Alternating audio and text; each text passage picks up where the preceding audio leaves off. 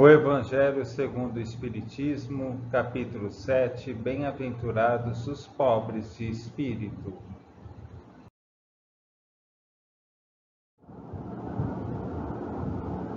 O que se deve entender por pobres de espírito? Bem-aventurados os pobres de espírito, pois que deles é o reino dos céus. Mateus 5,3. A incredulidade zombou desta máxima. Bem-aventurados os pobres de espírito, como tem zombado de muitas outras coisas que não compreende.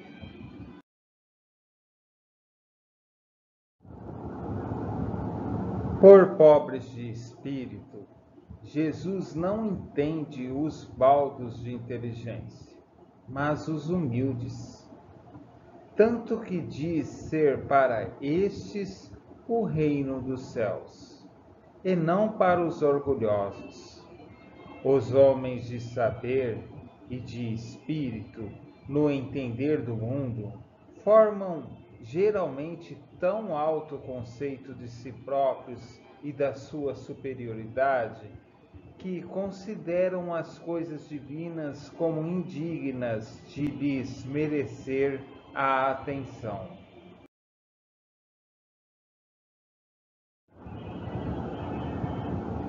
Concentrando sobre si mesmos os seus olhares, eles não os podem elevar até Deus. Essa tendência de se acreditarem superiores a tudo, muito a miúde, os leva a negar aquilo que, estando-lhes acima, os depreciaria a negar até mesmo a divindade.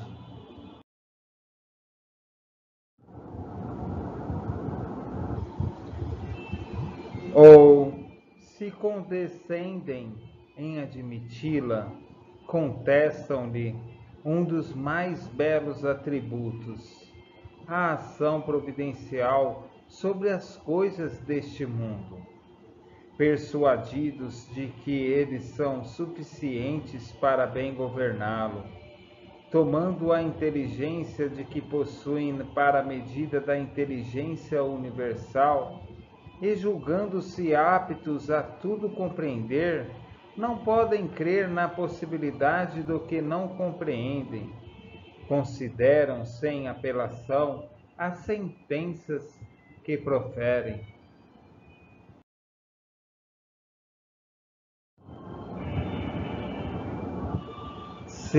Se recusam a admitir o mundo invisível e uma potência extra-humana, não é que isso lhes esteja fora do alcance, é que o orgulho se lhes revolta à ideia de uma coisa acima da qual não possam colocar-se e que os faria descer do pedestal onde se contemplam. Daí, o só terem sorrisos de mofa para tudo o que não pertencem ao mundo visível e tangível. Eles se atribuem espírito e saber em tão grande cópia, que não podem crer em coisas segundo pensam, boas apenas para gente simples, tendo por pobres de espírito os que as tomam a sério.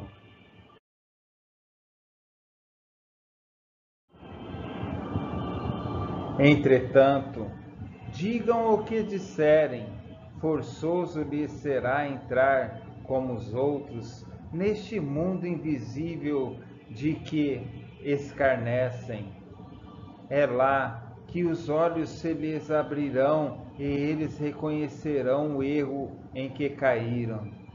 Deus, porém, que é justo, não pode receber da mesma forma aquele que lhe desconheceu a majestade e outro que humildemente se lhe submeteu às leis, nem os aquinhoar às partes iguais.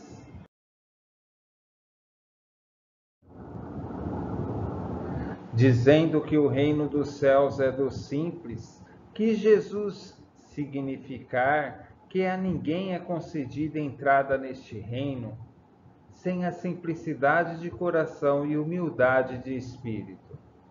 Que o ignorante possuidor dessas qualidades será preferido ao sábio, que mais crê em si do que em Deus. Em todas as circunstâncias, Jesus põe a humildade na categoria das virtudes que se aproximam de Deus e o orgulho entre os vícios que dele afastam a criatura. E isso por uma razão muito natural. Há de ser a humildade um ato de submissão a Deus, ao passo que o orgulho é a revolta contra ele.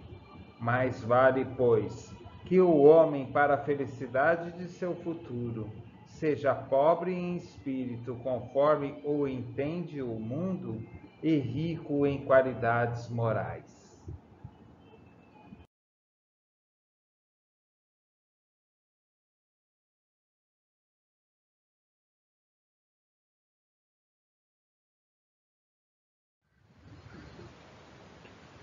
Conheça o Espiritismo pelo começo.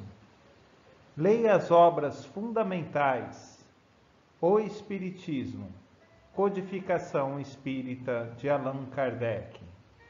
O Livro dos Espíritos, o Livro dos Médiuns, o Evangelho segundo o Espiritismo, o Céu e o Inferno, a Gênese. São as obras fundamentais do Espiritismo.